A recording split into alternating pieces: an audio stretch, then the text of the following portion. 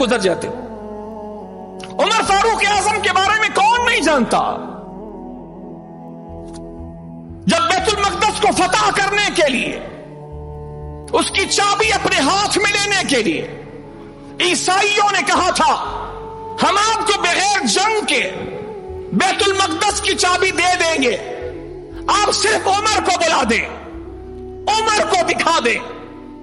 ہم نے عمر کی شان اپنی انجیل میں پڑھی ہے، توریت میں پڑھی ہے. ہم دیکھنا چاہتے ہیں عمر ہے کیسا، کس طرح دکھتا ہے، کس شان کا ہے، حلیہ کیسا ہے. سبحان اللہ. عمر فاروق اعظم اتنے بڑے کام کے لیے گئے، بیت المقدس کو فتح کرنے کے لیے گئے. سارے عیسائی کے پوپ اور عیسائی کے پادری جمع ہیں، بڑے بڑے لوگ جمع ہیں، لیکن عمر فاروق اعظم جب ان لوگوں سے ملنے کے لیے گئے تو کوئی فوج لے کے نہیں گئے، ایک خود تھے، ایک غلام تھا، سواریاں بھی دو نہیں لی.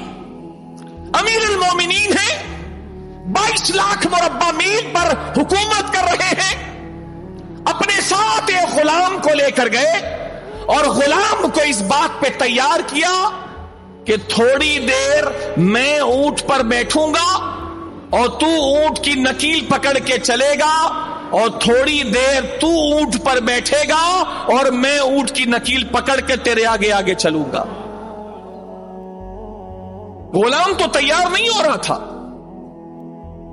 آج کا بھی کوئی مرے سے مرا مسلمان ہو، وہ بھی اپنے بڑے کے لیے اس بات کے لیے تیار نہیں کہے گا سرکار ایسا نہ کریں، میں پہلی گناہگار آدمی ہوں، میں آپ کا خادم، نوکر، غلام آپ کا، آپ ہی بیٹھ کے چلے، میں تو نہیں بیٹھتا کہ آپ پیدل چلے میں بیٹھا رہوں.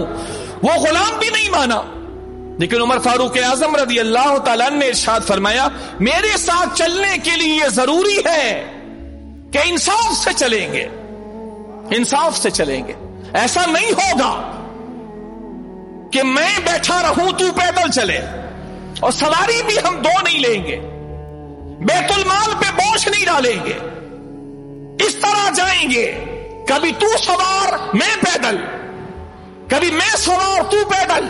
اور اللہ کی عزت کی قسم ہے جب حضرت عمر فاروق اعظم ان لوگوں کے قریب پہنچے جو ملنے کے لیے مشتاق تھے تو وہ لوگ دیکھ کے حیران رہ گئے کہ عمر فاروق اعظم اونٹ کی نکیل پکڑ کر پیدل چل رہے تھے اور غلام اونٹ کے اوپر سوار تھا.